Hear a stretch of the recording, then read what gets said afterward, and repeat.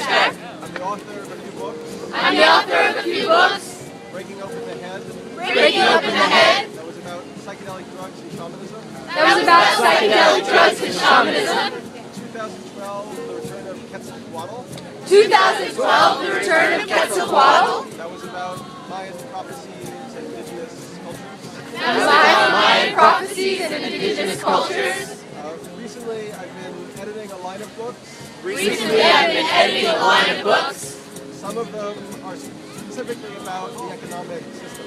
Some of them are specifically about the economic system. One of them is an anthology. One of them is an anthology Titled What Comes After Money. titled What Comes After Money. Anya has a nice essay in it. Anya has a nice essay in it. Another one is called Sacred Economics Another one is called Sacred Economics by Charles Eisenstein. by Charles Eisenstein. Signed. Signed. But I think this book, Sacred Economics, is a very thorough It's a very thorough vision for how deep and fundamental transformation of the economic system transformation of the economic system is necessary is necessary if we want to support if we want to support diverse human communities diverse human communities and flourishing ecosystems. and flourishing ecosystems. So I have some cards for these, So I have some cards for these the other books that we've done. and the other books that we've done, which I will pass out.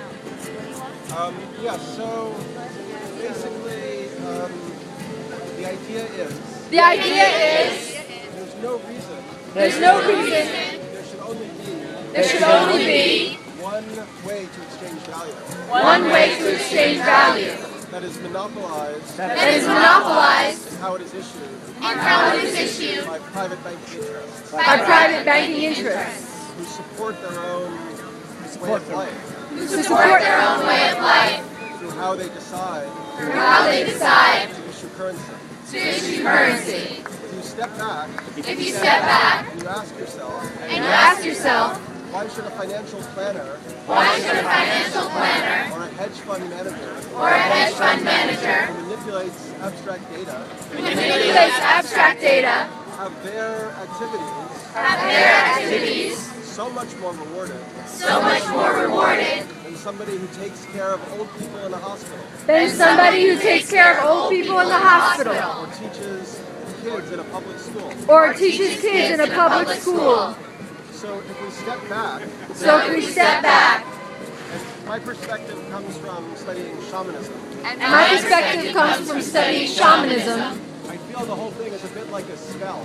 I feel the whole thing is a bit like a spell. That the bankers are kind of sorcerers That the bankers are kind of who sorcerers have constructed a belief system who have constructed a belief system that works for their advantage. that works for their advantage.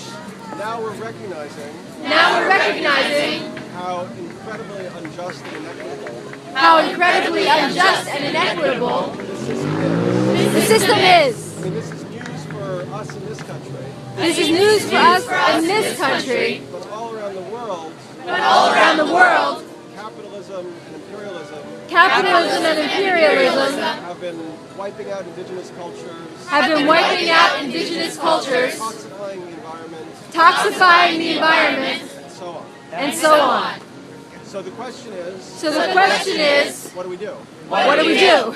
Now, Anya's perspective is obviously fantastic.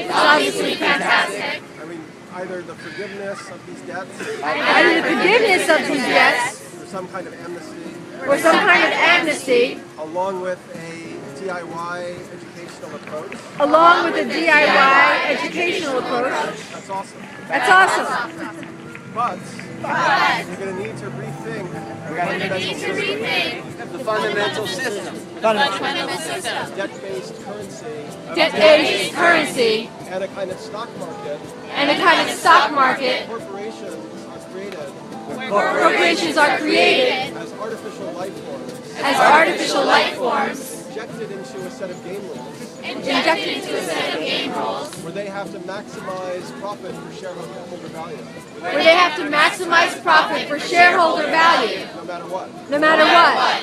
So for instance, we can't even blame You can't even blame BP for what happened in the Gulf, for what happened in the Gulf because all of these companies because all of these companies have to maximize profit at the expense at the of environmental safety. expense of environmental safety. So this movement